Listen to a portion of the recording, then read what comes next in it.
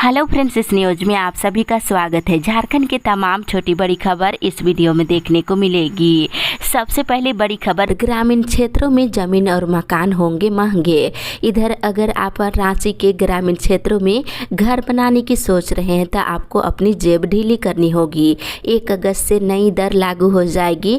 Stamp और निबंधन शुल्क में बढ़ोतरी के कारण अब आपको जिले के ग्रामीण क्षेत्रों में जमीन मकान की कीमत में 5 से 10% तक अधिक कीमत देनी होगी।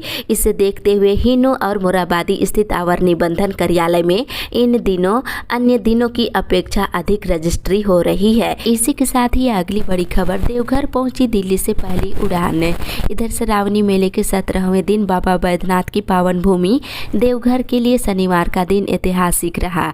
दिल्ली से देवघर पहली व्यावसायिक उड़ान कल पहुंची और दिल्ली से पहुंची पहली फ्लाइट का देवघर में वाटर सैल्यूट से स्वागत किया गया। इसी के साथ ही अगली बड़ी खबर, राज्य में पहली बार एक साथ 483 सचिवालय पदाधिकारी प्रोन्नत।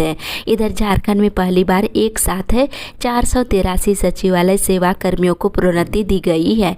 क्रमिक प्रशासनिक सुधार एवं राजभाषा विभाग की ओर से प्रोन्नति से संबंधित अधिसूचना जारी कर दी गई है। इसी के साथ ही अगली बड़ी खबर, स्कूल नहीं मान रहे सरकार का आदेश। इधर झारखंड के प्रारंभिक विद्यालय अभी भी सरकारी आदेश नहीं मान रहे हैं। जिन स्कूलों में उर्दू शब्द जोड़ा गया था उसे हटाने की कार्रवाई तो चल रही है, लेकिन आदेश के 20 दिन के बाद भी सभी स्कूलों से उर्दू शब्द नहीं हटाया गया है। वहीं वैसे स्कूल जहां रविवार की जगह शुक्रवार को साप्ताहिक अवकाश दिया जा रहा था, उससे भी 100% तक नहीं बदला जा सका है। इसी के साथ ही अगली बड़ी खबर, आरयू का नामांकन पोर्टल खोलने की मांग। छात्र संगठन JCM के छात्र नेता अमन तिवारी ने शनिवार को रांची विश्वविद्यालय के DSW डॉक्टर राजकुमार शर्मा से मिलकर स्नातक में नामांकन के लिए चांसलर पोर्टल खोलने की मांग की है। दूसरी ओर आंदोलनकारियों को सम्मानित करने की मांग। इधर झारखंड पार्टी केंद्रीय कार्यकारिणी की बैठक शनिवार को हुई। इस दौरान राज्य में सुखाड़ की स्थिति और 2024 के लोकसभा व विधानसभा चुनाव पर चर्चा की गई है। वहीं झापा के प्रधान महासचिव अशोक भगत ने सरकार से झारखंड आंदोलनकारियों को सम्मानित करने की मांग की है। वहीं पूर्व विधायक, पूर्व सांसद की तरह पंचायत प्रतिनिधियों को पेंशन देने की भी मांग की है। इसी के साथ ही अगली बड़ी खबर, झारखंड में फिर बढ़ी बिजली की मांग। इधर झारखंड में एक बार फिर बिजली संकट शुरू हो गया है। शाम के 6 से लेकर के रात के 12 बजे के दौरान बार बार बिजली कटौती से उपभोक्ता परेशान है। एक तरफ मानसून की बेरुखी से उष्ण भरी गर्मी में बिजली की मांग बढ़ करके 2500 मेगावाट पहुंच गई है, लेकिन आपूर्ति 2100 मेगावाट तक सिमट जा रही है। इसी के साथ ही अगली बड़ी खबर, सबको आसानी से न्याय मिलना भी जरूरी है। इधर प्रधानमंत्री नरेंद्र मोदी ने शनिवार को कहा है कि लोगों का न्यायपालिका पर बहुत भरोसा है। न्याय प्रणाली तक पहुंच और सभी को आसानी से न्याय मिलना भी जरूरी है। अखिल भारतीय जिला विधिक सेवा प्राधिकरण की पहली बैठक को संबोधित करते हुए प्रधानमंत्री नरेंद्र मोदी ने न्यायपालिका से आग्रह किया है कि वे जेल में बंद विचाराधीन कैदियों की रिहाई प्रक्रिया में तेजी लाए। वहीं सम्मेलन में देश के मुख्य न्यायाधीश NV रमन भी शामिल हुए थे। इसी के साथ ही अगली बड़ी खबर, विस्थापितों की बहाली करने की मांग। इधर कांके कैंसर अस्पताल में टाटा ट्रस्ट के डॉक्टर कोलोनेल मदन मोहन पांडे को विस्थापित और स्थानीय लोगों को अस्पताल में बहाली के लिए ज्ञापन सौंपा गया है। इसके साथ ही इधर क्रॉस वोटिंग करने वालों पर होगी कार्रवाई। इधर कांग्रेस के झारखंड प्रभारी अविनाश पांडे ने स्पष्ट कर दिया है कि राष्ट्रपति चुनाव में क्रॉस वोटिंग करने वाले पार्टी के विधायकों को बख्शा नहीं जाएगा। कांग्रेस भवन में आयोजित प्रेस कॉन्फ्रेंस में उन्होंने कहा है कि ऐसे विधायकों पर कार्रवाई की जाएगी। साथ ही क्रॉस वोटिंग के लिए जो लोग जिम्मेवार है, विशेष रूप से उन चिन्हित लोगों पर भी केंद्रीय नेतृत्व अपना फैसला लेगी। इसी के साथ ही अगली बड़ी खबर, बिना कागजात के 26 क्रशर को प्रशासन ने किया सील। इधर साहेबगंज में ED की लगातार कार्रवाई के बीच पाकुड़ जिला में भी जिला प्रशासन की ओर से तबकतोड़ छापेमारी कर कार्रवाई की जा रही है। लगातार चौथे दिन DC के निर्देश पर गठित जिला टास्क फोर्स की टीम ने शनिवार को बड़ी कार्रवाई करते हुए अवैध रूप से संचालित कुल 26 क्रशर को सील कर दिया है। इसी के साथ ही अगली बड़ी खबर, 52 गाँवों में होगा दवा का छिड़काव। इधर अमरापड़ा प्रखंड कार्यालय में शनिवार को कालाजार उन्मूलन उन्मूलन को लेकर ब्लॉक लेवल टास्क फोर्स की बैठक हुई। इस बैठक में कालाजार चिन्हित गांव में 1 से लेकर 20 सितंबर तक दवा छिड़काव को लेकर विस्तार पूर्वक चर्चा किया गया है। वहीं कुल 52 गाँवों में कालाजार और मलेरिया से बचाव के लिए एसपी दवा छिड़काव किया जाएगा। इसी के साथ ही अगली बड़ी खबर, 1 को करेंगे विधानसभा का घेराव। इधर मनरेगा कर्मी सरकार की वादा खिलाफी का आरोप लगाते हुए आगामी 1 अगस्त को विधानसभा का घेराव कार्यक्रम करेंगे। जिला अध्यक्ष मोहम्मद अकरम ने बताया है कि राज्य अध्यक्ष जॉन पीटर बागे के निर्देश पर रांची में प्रदर्शन किया जाएगा। किसानों को प्रति एकड़ मिले 25,000। एक बड़ी खबर की झारखंड को सूखाग्रस्त राज्य घोषित करने की मांग को लेकर बुधवार को भाजपा किसान मोर्चा ने राजभवन के पास धरना दिए और सरकार से किसानों को तत्काल राहत देने की मांग की गई है। किसानों को प्रति एकड़ 25,000 रुपये मुआवजा देने को कहा गया है और कम बारिश में होने वाली फसल उगाने के लिए वैकल्पिक व्यवस्था करने, ऋण वसूली से राहत देने और डीजल में सब्सिडी देने की मांग की गई है। इसके साथ ही अगली बड़ी खबर, बिरसा हरित ग्राम योजना का बढ़ाया जाएगा दायरा। इधर मुख्यमंत्री हेमंत सोरेन ने कहा है कि बिरसा हरित ग्राम योजना का दायरा 1 से बढ़ाकर 50 एकड़ किया जाएगा। लोगों के पास 1 एकड़ जमीन हो या 50 एकड़, राज्य सरकार बागवानी में मदद करेगी। लोग आसपास उपलब्ध बंजर सरकारी भूमि पर भी सामूहिक बागवानी कर पाएंगे। राज्य सरकार से सामूहिक रूप से पट्टा ले सकते हैं। मुख्यमंत्री बुधवार को लोहरदगा के बलदेव साहू स्टेडियम में आयोजित मनरेगा आधारित बिरसा हरित ग्राम योजना समारोह को संबोधित करते हुए कह रहे थे। इसी के साथ ही अगली बड़ी खबर, किसान परेशान, राज्य सरकार को कोई चिंता ही नहीं। इधर भाजपा के प्रदेश अध्यक्ष दीपक प्रकाश ने राज्य सरकार को अविलंब झारखंड को सूखाग्रस्त घोषित करने की मांग की है। उन्होंने कहा कि राज्य में सूखे की भयावह स्थिति बन गई है। दूसरी ओर राज्य सरकार भ्रष्टाचार में लिप्त है। सरकार को इसकी कोई चिंता नहीं है। उन्होंने सरकार के एजेंडे में कहा है कि गांव, किसान और गरीब कहीं दिखाई नहीं दे रही है। इसी के साथ ही अगली बड़ी खबर, महिलाओं को इंडस्ट्रियल कॉरिडोर में मिलेगी नौकरी।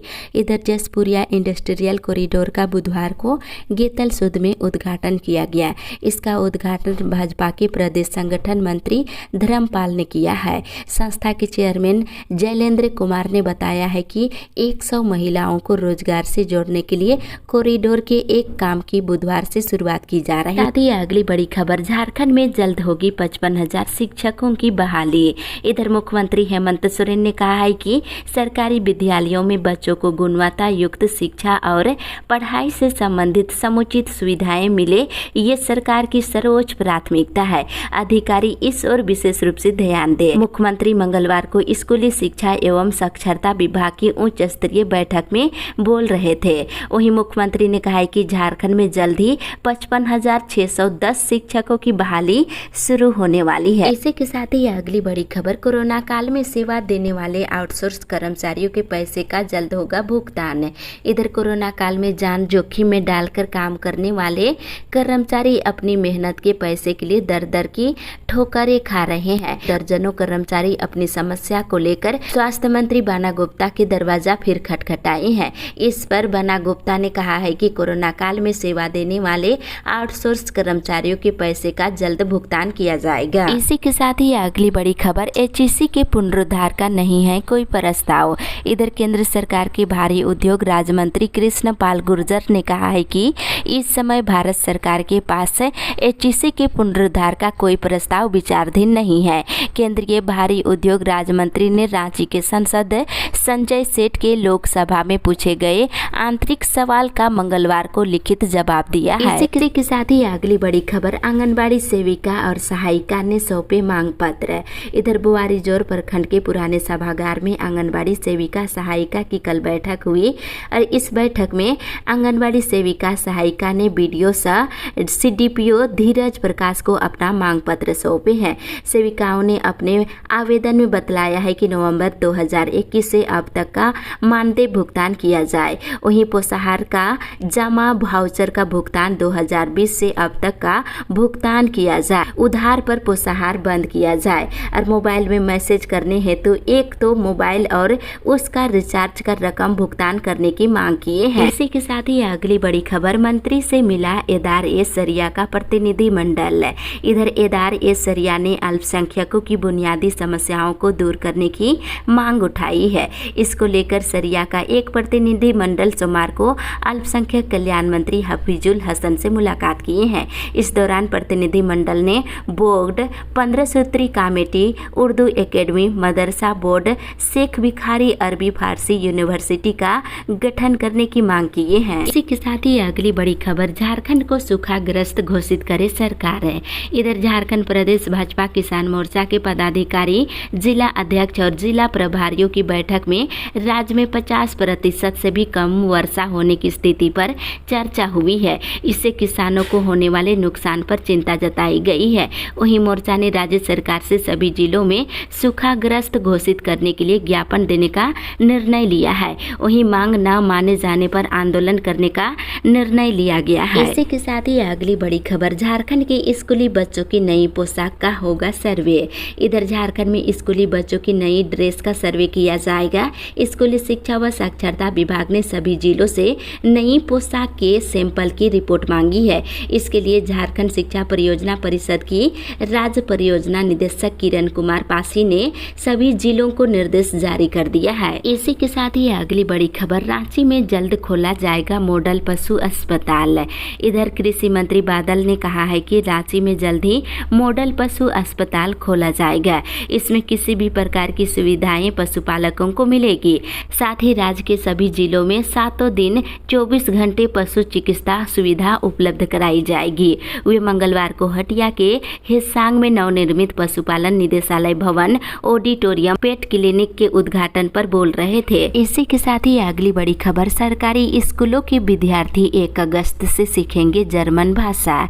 इधर राज्य के सरकारी स्कूल के विद्यार्थी जर्मन लैंग्वेज सीखेंगे। नई शिक्षा नीति 2020 के तहत शिक्षा विभाग ने इसकी पहल की है। झारखंड के 15 स्कूलों में इसे शुरू किया जाएगा।